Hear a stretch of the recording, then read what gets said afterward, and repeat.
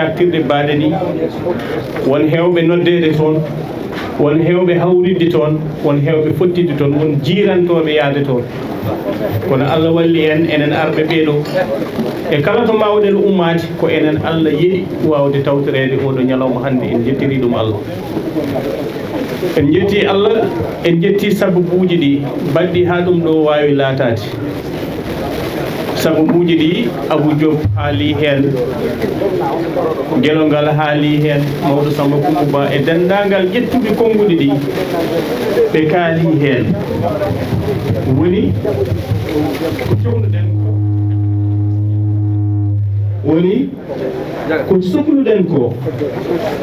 ngam ɗum wawa laatade alay sago tippodiral tatoɓe mbawa yaadude ɓooyi yiilede holto tataɓe kawrit Allah waɗi tataɓe kawriti ko ɗo e Daakaa Mejaa tataɓe kawriti ko ɗo e Madiina Gunaas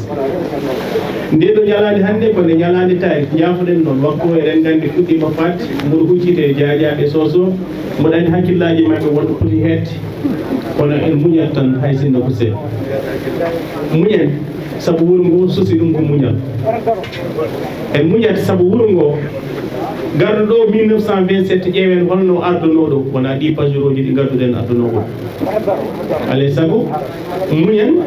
sabu so en mbawa muñde hettodirde e ɗum ɗo ko kalaten firti wonde ko sañ tawno nde siraji diine arata nde ga ummade hoore konde 1927 firti en mbawano yaltude makko wadde hay sinno ko hojomaji sappo sabu en mbatta yewtere mbaɗaten tan ko meftande toksere nde ɗo meftande nde mbaɗaten ko ruttanade tan ko kalɗen ko kalaten ɗe ɗo balɗe fof weltanade no mbirɗen fof mbiyen ɗo ɗo tolniɗen moni fof jiyaɓe Allah wonɓe ɓeeɗo sernaɓe wonɓe ɓeeɗo fof eɗen ñaagui moni fof ɗo woni ɗo yo wi yo Allah juunan en gurdam ABDULAAY WELLE NJAAY yo Allah juurnan en gurdam ceerno Ahmadou Tidiane Ba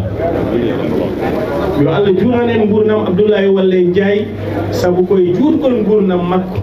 gueɗe ɗe ɗo eɓɓade mbawata laatade ɗum noon moni fof yo fiɓ ɗum sabu ko ɗum woni ɓamtare ɗemgal ngal ko ɗum woni ɓamtare leñol ngol on jarama no feewi Abou Ndiaye jarama no feewi joni joni Ibrahima Saydou Diane haala wi Abou Ndiaye jibina 5 juin enen fof en ganda ndeke garɗen ko mawninde anniversaire Abou Ndiaye en ganda e goten te wona kanko jagguita to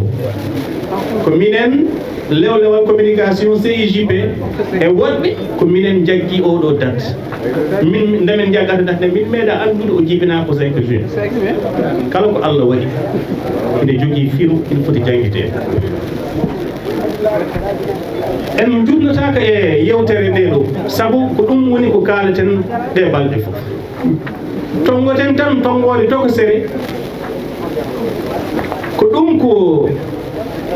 wi en enen suɗiɓe jayndiyankagal walla enen ɓe Allah jarribini e ko fati e jayndiyankagal hade min wonde jayndiyankoɓe mone men fof wonko woni sabu ngadi ɗen ko wonde julɗe nde puɗɗiɗen wonde jayndiyankoɓe yewtere nde ala ko wiyata en so wona ko beela enen julɓe ɓe so eɗen mbaɗa jayndiyankagal beela en ɓortat wutti men diine o joñanɗa ha gasen wadde jayndiyankagal men ɓornoɗen wutti men diine o yewtere nde walla to titode yewtere nde wi en ala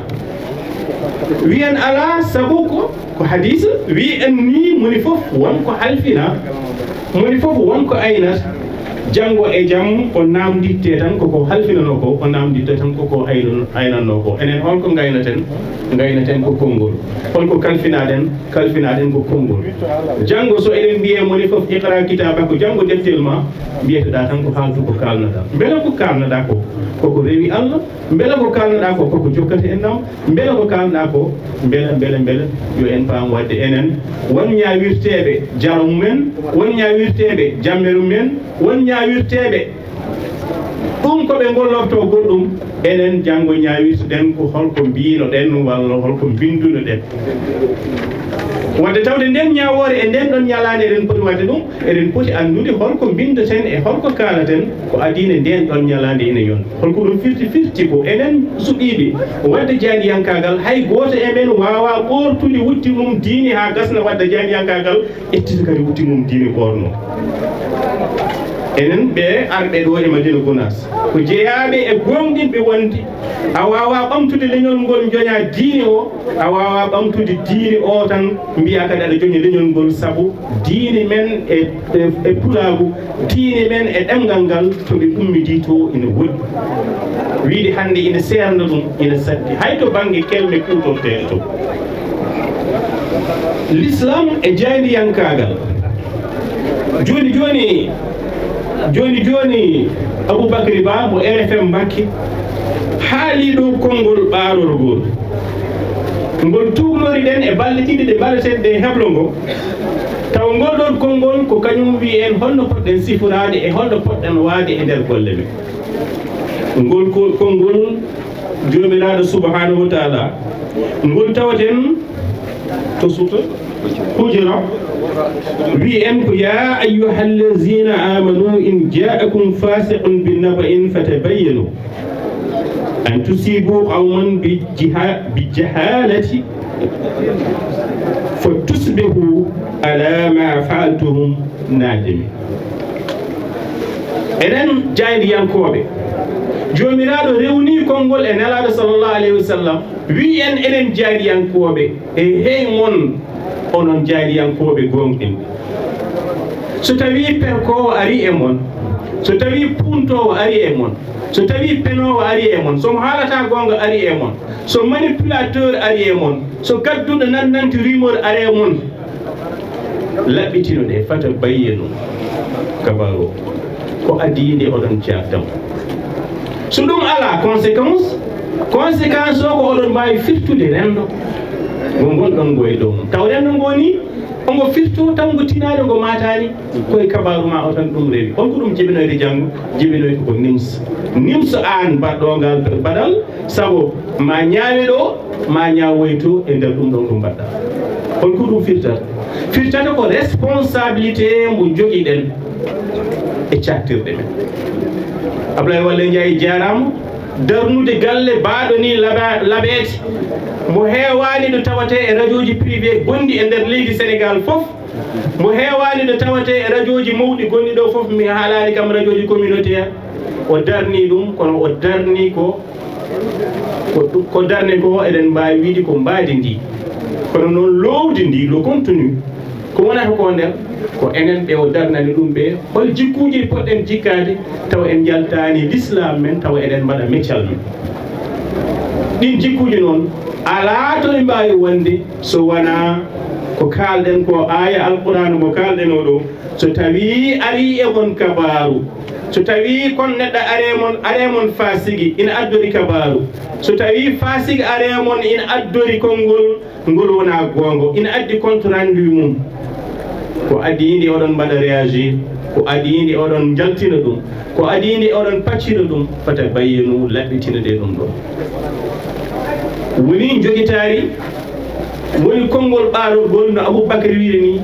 tukki formation oɗo faade kala ɗo ɗum foti faade ko kañum foti wonde jogitari kala jayndiyanke wone hoorema so neɗɗo addanimo kabaro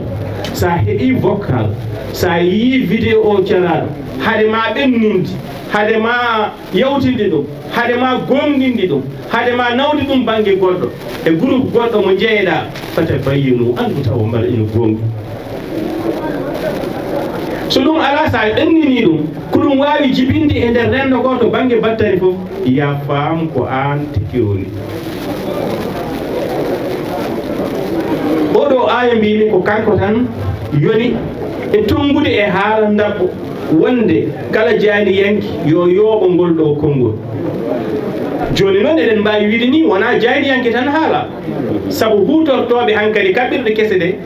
tolno innama aade e hakkille mum Allah yettini ɗum ɗo addi ɗum ɗo ɗuutiti ɗum ɗo saabu Allah ina wayde jooɗata ha jamanu faama hakkille yontiɗo tan adda kesum yejjitinma kiiɗɗum wadde yo en paam ko hakkilantagal e tolno fama munir innama ade yettini en hande do Allah addani en ɗeɗo caktirɗe ɗe kutortoɗen to banggue réseaux sociaux e fannuji goɗɗi kono wona radio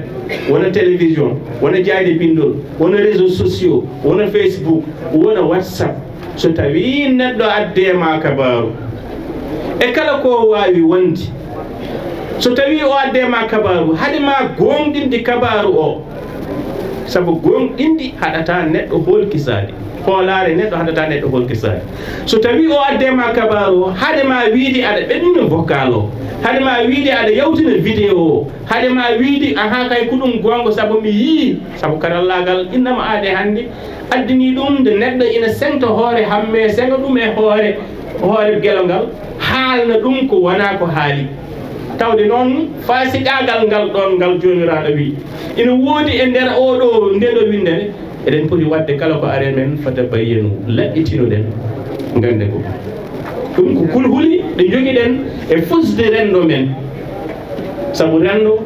ala ko fusata ɗum so wona ko wayni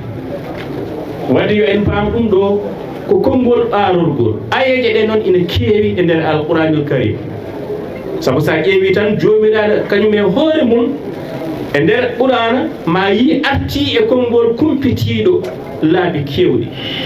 te kumpitiɗo o woni alkhabir o hen sahaji ardatoma ko le sage connaisseur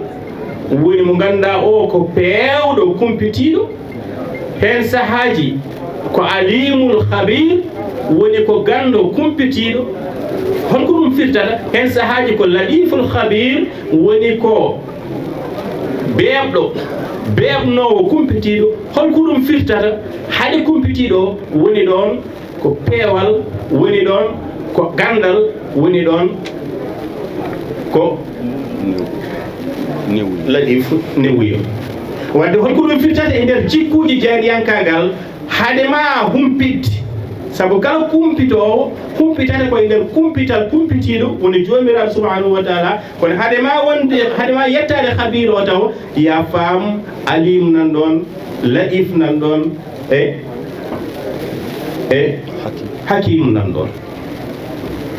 wadde an Jayndiyanke o jogoɗiɗo jikkuji taw won newiɗo newnowo e nder jiilugol ma kabruji won neɗɗo mo ganduɗa ko pewɗo woni hakimu etade wonde hakimu e foɗanade ɗum e nder jiilugol ma kabruji kono kadi andu ko kabrata ko sa andin andu ko kabrata ko won alim ha gasna nde puɗɗa yawtinde kabaru o ƴewni ko jiiɗade tan e inde jomiraɗo habir nde ne arde ni ari e maale ida fatu nde arani tan nde sengti banggue nde ari ko e maale ida fatu sa so yawti ɗum helmere kabaru nde o hoore mum sa ruttima e alqouranil karim ma taw helmere nde ari toon laabi 21 e nder alqouranil karim holko firtata ko enen jogiiɓe hannde rokkoɓe kabaru ɗum noon somi haali wona Jayndiyankoɓe tan hankkadi ko moni ko enen rokkoɓe kabaru ɓe yo en paam ndeke wonko ñemtinten kono noon eɗen jogii ruttorde nde poɗɗen wadde ruttorde men adande ko adi ni ko janggaten ko e école aji ko adi ni ko janggaten ko e ɗiɗo hebloji ruttande men adande ko jomiraɗo subhanahu wa taala ko haalani en alqur'ana ko so ɗum ɗo ari e mon hade ko oɗon mbaɗa ɗum ɗo mbaɗe ni ɗum ɗo woni hankkadi daɗɗuti nde ɓurde wondi jooɓari kala Jayndiyanke yanti hen sa ruttimo e nder ko wiyete éthique et déontologie woni jikkuji Jayndiyankagal sa janngoyi ɗum ko gonga éthique janggetake déontologie noon no jangge déontologie woni l'application de l'éthique woni ko mbiyeɗa ko jikkuji ɗi holno taɓetinirta ɗum janggetaki éthique o woni jikkuji ɗi a nehdete hen a jinnidete hen a mawdidate hen kono sa ƴeewi dendagal jikkuji biyeteɗi janggateɗe nder école aji en mawɗe so CESTI so ISEC so ISIC dendagal jikkuji janggateɗi toon sa ƴeewi ma taw aɗa wawi wiide jomumen poftinemi dina men adi wiide ni kala ko jikkuji biyaɗi Jayndiyanke woto siforni ko taw diine men wi en woto siforni en limti hen e nder heblo ngo jikku mawmaw hani hadis o wi en natata aljanna mbo ganduɗa ko foti no gabbel zarra e maw nani e nder ɓerde mum enen so en janggoyi to ko janggoɗen ko e nder école aji mawɗi ɗi wi en ko yo en ndenta maw ko janggoɗen ko e école aji mawɗi ɗi holko wi en ko yo en nunɗu kono école aji tampini koye men haade maɓɓe haalde ko tawa diini men wi en ko ni ciforto ɗon ko ni poɗɗon munde holko jiɗɗen wiide jayriyankoɓe wonɓe ɓe kala nde en peewani kala nde en nunɗani kala nde en mbaɗani ko poɗɗen ko wadde wona tan ni jayriyankagal jamfiɗen gaɗiɗen jamfade ko diine men sa dañi diine o no fotiri ni saɗa waɗa kabaruji aɗa itta hen gueɗal diine o ha timmu ma andu ndege kala nde gofɗa lawol jayriyankagal tawat ko a woofi en même temps lawol islamiyankagal ɗum noon koto banggue jikkuji mbiyaɗi ɗi maw yo ummo ɗon te eɗen gandi maw o mbiɗa sikki o ari alqouranul karim hakkillaɓe 49 e bonande ha wonde hen e ko woni hen ko poɗɗen rentade fof mbiyeɗen enen e nder école aji men ɗi janggaten ɗi yo en nunɗu e nder kabaru yo en nunɗu e nder kabaru mo dokkaten o en gonanani ma Sambo en gonanani ma Demba e nder kabaru o wadde ɗum ɗon sa ruttima to wiyete ko lekki livre de l' information ko ɗum janggate to e nder école aji ɗi kono ko tawa jomiraɗo subhanahu wa taala wi en yo nunɗo ko adi école aji ɗi nana mbi en yo en nunɗo hono ko ɗum firtata ko so en jikkimo jikkuji diine men e nder diine o e nder gollal men en jikkimo jikkuji jayriyankagal wadde hen saahaji ni jarani ko eɗen paggoyo e holko sestiwi jarani ko eɗen ƴeewoyo e holko isik walla isaac wi jurniɗen tan holko diine men wi ndentoɗen maw gonen yankindiɓe koko janggatete école aji to yeti gonen nunɗuɓe kono kadi gonen gomɗuɓe te eɗen gandi so en mbiyama yo en gonɗu gongo ko ɗo kadi goɗɗum ko janggaten ko saabu nunɗal ngal ina yaadi ɗon e ko wiyete jamburagal ha hen saahaji ni namditoɗa hoorema jamburagal woni la neutralité wonde neutre e hunde hen saahaji ni namdiɗa hoorema beele neɗɗo ina wawi wonde neutre e hunde beele Abou Ndiaye almudo Tijani o almudo Madina Gunaas o beele somo rokka kabaru Madina Gunaas omo wawi wonde neutre jambour omo wawi wonde neutre ɗon ɗo haali gongo tan o haala ko waɗi ko o haala e les faits ɗum woni jamburagal ngal ɗo jamburagal noon mbawɗa wonde ɗum tan ko nde kalɗa les faits haalde les faits noon woni haalde ko gonɗi ko waɗi ko e ɗo noon to banggue école aji ɗo ina janggina en ko ganduɗa ko diine adima en ɗum jangginde holɗum woni oɗo kabaru so arema so tawi sa werlimomo e nder rendo ko bonnata ko ɓuuri hewde ko fewnata ko wat feere mofta kabaru o mataw ko diine men adi en wiiri so en gandi ɗum ɗo ko kalaten so en kaali ɗum koko fusata rendo men yo en ndento haalde ɗum woni Jayndiyanke o e nder équilibre de l' information omo wiya yo wan jerodiral e ɓetodiral beele oɗo kabaru so yatti moƴƴere makko ɓuuri hewde e bonande makko e nder rendo ngo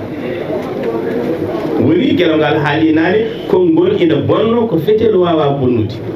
ina fewno ko fetel wawa fewnude joni wadde en paami dendagal ko ay daroyete to banggue jikkuji dendagal ko daroyete toon mbiɗen tan ko yo en jikku jikkuji l'islam mataw so mbaɗi ɗum tan tawat ko en jikkimo jikkuji jayriyankagal jarani ko eɗen tampina koye men ɗum ɗon noon holko firti ko hande e nder réseaux sociaux e nder Facebook e nder WhatsApp e nder kaɓirɗe nde kutortoɗen ɗe gam egginde kabaru gam yawtinde kabaru gam haalde wadde vidéo ji ne nelda gam wadde so tawi tan